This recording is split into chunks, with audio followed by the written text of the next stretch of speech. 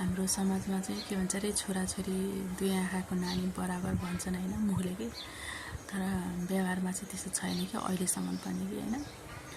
जस्तो पहिलो सन्तान छोरी जन्म्यो भने एकदम भाग्य मानिने हैन, एकदम राम्रो सम्झिन्छ नि त हैन। तर सबैको घरमा त्यस्तो नहुँदा चाहिँ अनि पहिलो सन्तान कसैको छोरा कसैको छोरी जन्मिन्छन् हैन, त्यो भगवानले दिए जस्तो दिए त्यस्तै हामीले लिने हो हैन, बुझ्ने हो। अनि तर कस्तो हुँदो रहेछ भने छोरा जन्माउने बुहारीलाई चाहिँ भनौँ नाति जन्मेकोलाई चाहिँ माया केयर रेस्पेक्ट हैन एकदम के भन्छ अरे माया देखाउने, अलिकति गाह्रो साह्रो पर्दा दुःख बिमार पर्दा सहयोग गर्ने हैन, बिचरा भन्ने टाइपको गर्ने। तर अनि के भन्छ अरे अब जसले छोरी पाछ नि अनि त्यसलाई चाहिँ अलिक कस्तो हिला गरे जस्तो, अलिकति कति इग्नोर गरे जस्तो, अलिकति कस्तो मन नपरा जस्तो हैन, अलिकति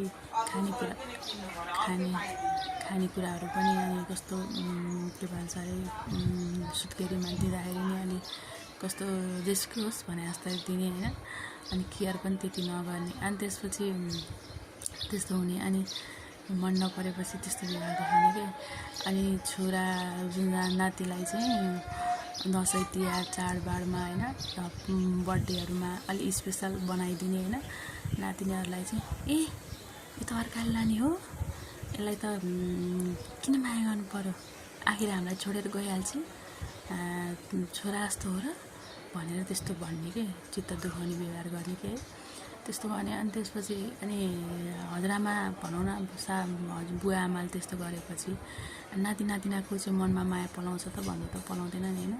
आफूले माया गर्न जाने पो अनि नाति नातिनाले माया गर्ने पक्षमै हुन्छ त। अनि अहिले 21औं शताब्दीमा पनि छोराछोरी भनेर छुट्याउने हैन, व्यवहार त्यस्तै गर्ने, वचन त्यस्तै लाउने।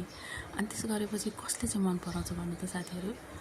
अब छोराछोरी अहिलेका युगका फेरि हरेक कुरा बुझेका हुन्छन् हैन, अहिले इन्टरनेटमा सबै कुरा देखेका हुन्छन्, जानेका हुन्छन् हैन। तर पनि व्यवहार चाहिँ त्यस्तो देखाउँदाखेरि चित्त दुख्छ दिँदैन भन्नु त। त्यही भएर छोराछोरी बराबर हुन् भन्ने मुखले मात्र हो, तर व्यवहारमा चाहिँ छैन है साथीहरू, मैले देखेको कुरा हैन, त्यस्तो गर्छन्।